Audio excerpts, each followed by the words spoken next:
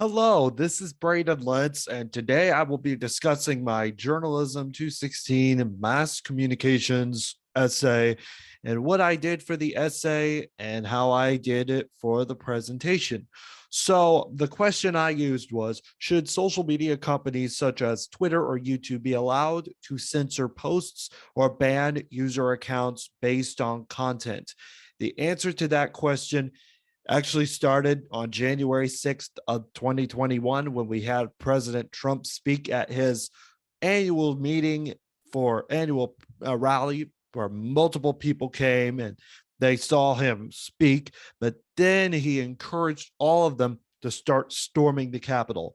That day not only brought down a day in democracy, but it also brought down one of the biggest days in US presidential history because after that, his account was locked and then banned off of Twitter and YouTube for hate speech. And it was also used as a target for movements such as neo Nazism and white supremacy. So, in my presentation, I did use a lot of sources. I used about 7 or 8 sources. And the sources that I tended to use, as I called it, cancel the components of censoring content that I wrote on my essay, share a different light, not just about the presidency, but also what the president started. Because the president started a movement. Social media can be used in such a positive manner. In such cases, such as the 2013 Boston Marathon bombing, when the FBI used social media to target down the 2 bombers and let people know who are these people. And then not only that, but attacks have also happened on social media, as was the case with Nicholas Cruz in 2018 when he shot 17 kids at Marjorie Stoneman Douglas High School. The effects of social media take on a different realm, especially as a former addict myself. Social media can also be dangerous, not only useful, but dangerous. And if we call out the 3 things, such as online abuse and cancel culture, then we'll possibly be able to see different lights, according to the Vox report that I had read, that cancel culture not only has had not only had a negative impact on people, it's bringing down such areas such as comedy, business, sports, and bringing down careers such as what we have seen recently with former Oakland Raiders coach John Gruden. Cancel culture also is a big influence to why we should cancel content, because there are some people that have said racism or bigotry comments. But then there's also a fine line to both cancel culture and online abuse, because the online abuse piece can also be considered for cancel culture, according to the multiple reports that I have read.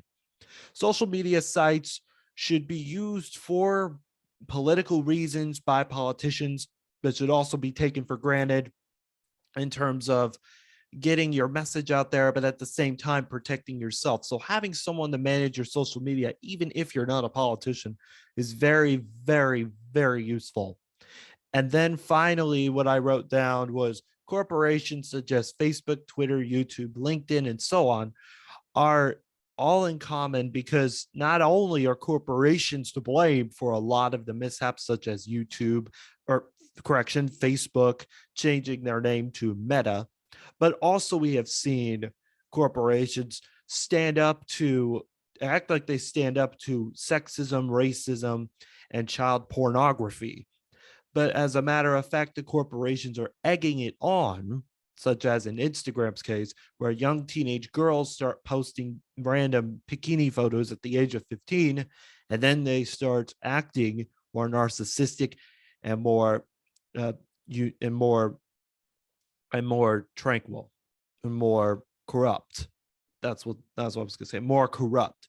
These issues can also create depression and anxiety, which is what many corporations make their money off of. But at the end of the day, social media and cancel culture are just like an addiction. It can be as addictive as heroin. It can lead to behavioral and mental health issues in between. If we do not censor content now, what will social media look like 20 years down the road?